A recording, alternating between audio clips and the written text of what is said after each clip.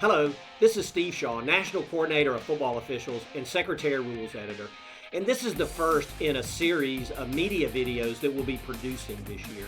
And really the goal behind these videos is not just to identify correct calls and incorrect calls, but is really to take a deeper dive into the rules, the rule interpretations, and really the philosophies of how we officiate certain plays. Now, I know week 1 and 2 had a limited number of games, but we found several plays that we think will be beneficial as our season begins to build. So we thank you for your time up front, and let's get directly on into our plays. Now, our first play that we're going to look at, we get a snap over the punter's head. He's going to scoop it up, and then he's going to kick the ball. And what you're going to see is he gets contacted by the defense. And the question is this roughing the kicker or running into the kicker? But anytime a punter is outside the tackle box, so even in a situation like this, snapped over the punter's head, or even in our rugby-style kicks, now if there's contact with the kicker outside the tackle box, there cannot be a foul for running into or roughing the kicker. You could still have a personal foul. We certainly didn't have a personal foul here, but you could have that, but not a foul for running into or roughing the kicker.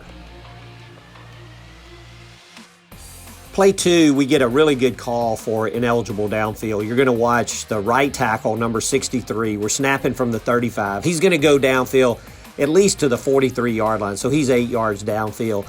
But then he's going to try to work back toward the line of scrimmage. He doesn't get there. He gets back to about the 40, so he's still 5 yards downfield when the quarterback releases the pass. So no question it's a foul. Our offside wing, head linesman, and umpire both call it. But just from a rules perspective, if this player were to work back to within 3 yards, would it be a foul? And what the rule book says is no originally ineligible receiver shall be or have been more than 3 yards beyond the neutral zone, when the pass is thrown. So this would have been a foul, even if he would have worked his way all the way back to 3 yards. Now, play 3 is a 2nd and 9 situation, and the offense has got to get to the 16-yard line for a first down. And as you can see, the quarterback runs, and he gets beyond the line to gain. He gets down to the 15, so he's made the first down. And then, good alert by the crew, we have a dead ball, personal foul by number 40 of the offense. And so this occurs in the dead ball period. And so what the rule says is when a series has ended, and so when they made the line to gain, the series has ended, now we're going to penalize the dead ball foul. We'll move them back 15 yards, but it's not going to be 1st and 25. It's going to be 1st and 10. And so all these dead ball fouls are completed before the new line to gain is established. We get a good announcement by our referee.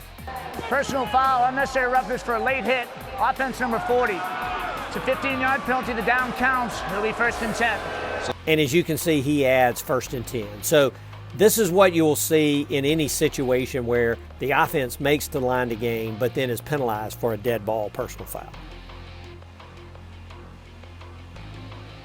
Play 4, we're going to snap at the 35-yard line going in. And we're going to see number 11, the left tight end, come across the formation, try to catch a pass. And there certainly is contact there, early contact. What may look like defensive pass interference, certainly the coach thinks so. We're going to get a couple looks at replays, and I think there are a lot of elements of defensive pass interference here. But by rule, and this is very important, that defensive pass interference is contact that occurs beyond the neutral zone. And this, since we're snapped on the 35, as you can see back from the original look, this contact is behind the line of scrimmage. Therefore, we cannot have pass interference behind the line. So your fans at home may think this is pass interference, but it is not. Play 5 has a couple things to talk about. So we know by rule that a passer, to stop the clock, can throw the ball directly into the ground immediately after he controls it. That's a legal play. But what you're going to see here is the quarterback's going to muff it.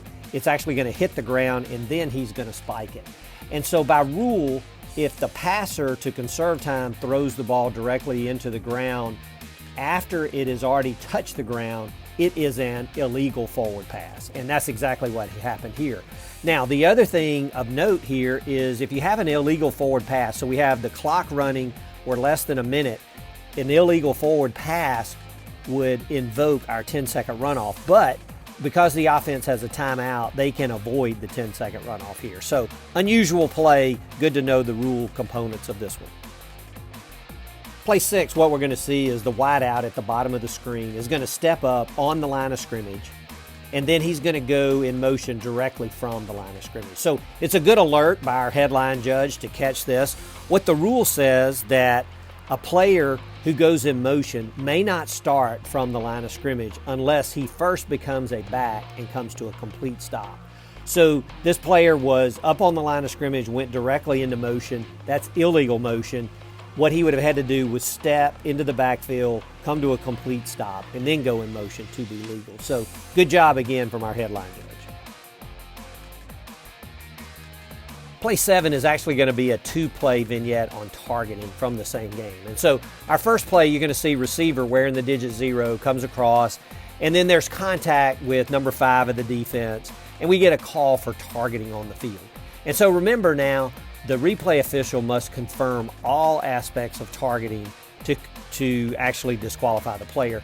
So as we look at this, yes, we have a defenseless player, the receiver's defenseless, but the second thing we look at, is there an indicator of targeting?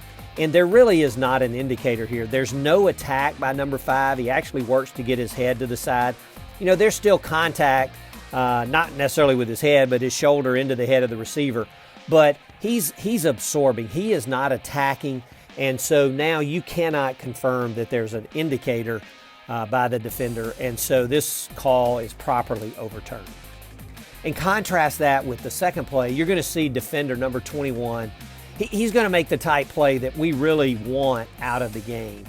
And the runner's not defenseless, but you're going to see the defender come up, totally lower his head, and attack with the crown of his helmet. Now, it doesn't have to hit the helmet of the opponent, just forcible contact to the opponent.